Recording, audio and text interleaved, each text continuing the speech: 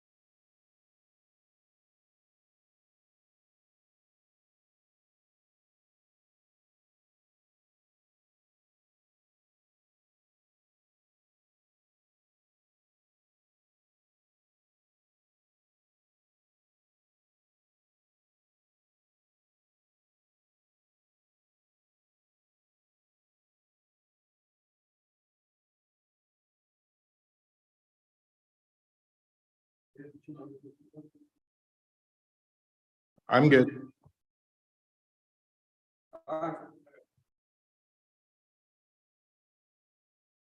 First thing on the agenda is approval of the minutes of the last meeting. Move we approve. Second. Any discussion? All in favor, raise your right hand. Old business. New business. All right, the first item under new business is TMS number 13707170007, 212 South Gum Street, Zone GR2, General Residential, owned by John Steele. Variance request to reduce the required side setback from 15 feet to 5 feet for an accessory structure. Ordinance section 2.7.4A. And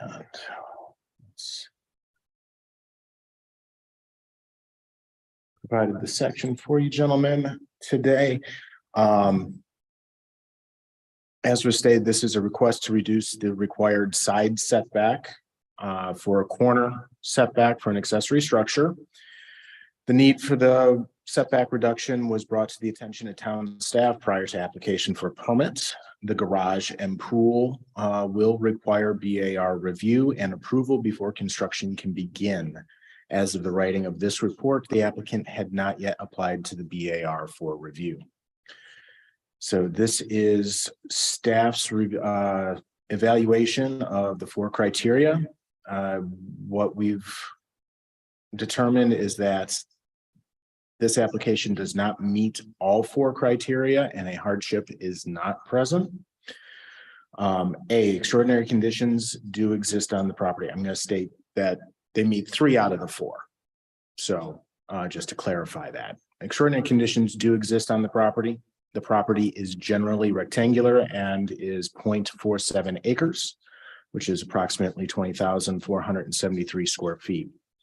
It is an older property and is deeply set back. The house is deeply set back on the lot and from the South Gum Street right of way. The applicant has approved plans for an addition to the rear of the existing home. This squeezes the rear yard and impedes the ability to place the garage at the required 15-foot setback when the proposed pool is factored into the plans. B, other property in the area do have similar lot shapes and sizes, but this property has unique properties being a corner lot with 2 100-foot right-of-ways. Utilization of the property could be diminished, but will not be eliminated by placing the garage at the required 15-foot setback from the corner side property line. And D, detriment would not be caused to other properties by allowing this garage to be built at the proposed location. So to highlight the situation here, This is the proposed site plan. Currently, the horseshoe driveway has not been installed, but as you can see, the 55-foot highlighted here, that's the front setback from Gum Street to the front porch. The proposed work is back here with the garage highlighted in orange. The requested 5-foot setback on that side. You have your edge of pavement to the edge of the leading edge of that garage would be approximately 45 feet and 5 inches based on the scale of this particular drawing. So the applicant has indicated that they would be removing the shed in the rear and then adding the pool and the garage. You can see by the calculations here that they would not be exceeding the 30% lot coverage limit. So that is not under consideration here. It is strictly the setback. If they were to have that setback at 15 feet, which would be where this dashed line is, it would be encroaching into the pool, and there's just not a lot of leeway for placement of these items on the lot. The reason why staff feels that they do not meet all 4 criteria is the utilization. You don't need a pool, and that's really kind of what it boils down to. Unfortunately, in this evaluation, it's strictly based on whether or not the utilization of the property is eliminated, and it is not. They can still use it for what it's currently being used for, which is a single family home with a garage. Well, they currently don't have a garage, but at this point, if you have any questions for staff, I can take them, or the applicant is here and he, I'm sure, would be able to answer your questions.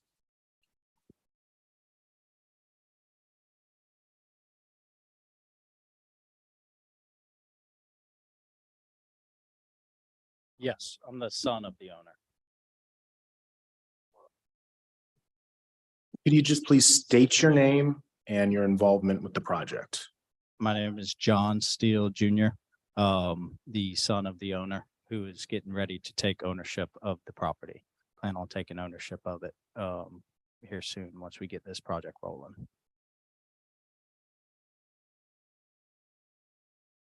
Do you guys have any questions? I didn't know if you guys were going to ask questions.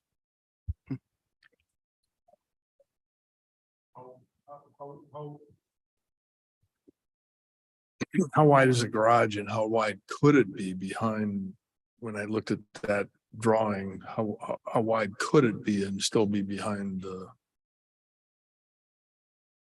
meet the setback requirements and be behind whatever, the pool and such that you're doing back there? Minimized it to 20 by 20. That's a 20 by 20 garage right there. Typically the garages are 22 to 24 foot. But in order to get it underneath the 30% impervious area, we were trying to minimize that as much as possible. We're pretty much just trying to, we were intending on having a nice living space back there for the family and everything. But we were trying to get a garage on the property. We're not allowed to put a garage on the front of the property. So it's going towards the rear. We would like to do a turnaround up there. If I was able to face the garage towards the side street, I would have to push it farther back into the property. That's why we were trying to create it closer to the property line and then create a rock driveway that would be a turnaround inside the property.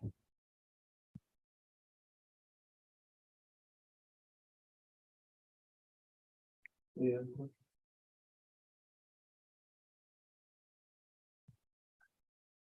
Motion. Well, Go ahead. Go ahead. I'd like to make a motion that we approve the request. In a second. I'll second it. Any other discussion? Yeah, I'll make a point that as opposed to staff's opinion, I think that this rule unreasonably restricts, it's unreasonably restrictive. It doesn't entirely eliminate utilization, but it unreasonably restricts it. In particular, in the sense that there's, the setback, the required setback's 15 feet. they're only got 5, but it's from a property line that's 40 feet from the road. So the effective setback from the road is 45 feet. And so I think, you know, following the letter of the law, I think Tim has made the argument that a pool is not necessary, but people like them. And I think following the letter of the law here unreasonably restricts that utilization. And I would concur with Tim's assessment, all the other 3 items. My own concern is the fact that you're putting a fence up, okay? And if you had a fire, okay, they would have a hard time getting there between the fence and the garage. Fire department. Okay? To me, it's a safety issue. And it's a 5-foot setback on rear property line too. Pardon? 5-foot setback on rear property line also, I believe. But I think, the house and everything is old enough that a lot of these standards, don't, basically, they didn't make people move their properties around and everything once they put. Well, yeah, right. And we've had the same issue on the right side, Right. and it's less than, I think, 2 to 3. So when we rework the right side, we're going to use the dense glass.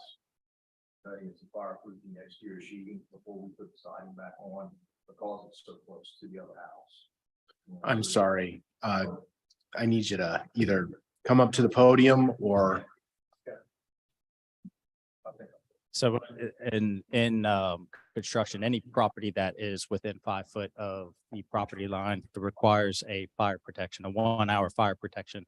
So allow if that property or if another property on the other side catches fire, it allows that 1 hour.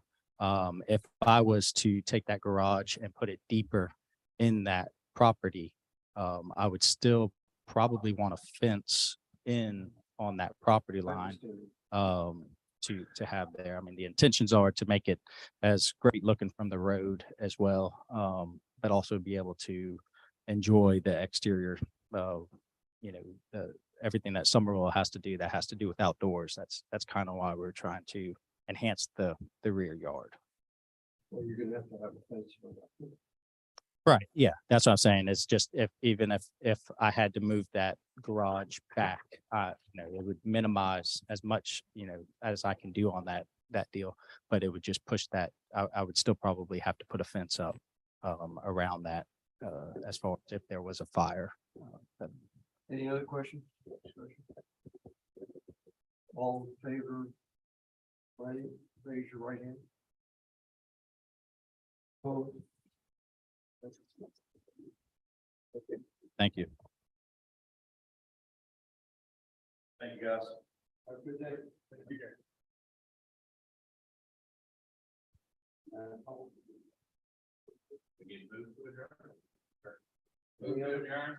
Any other business? no, sir. Motion to adjourn in a second. All in favor? Is there? I could have some, that detail on my. Oh, really? Yeah.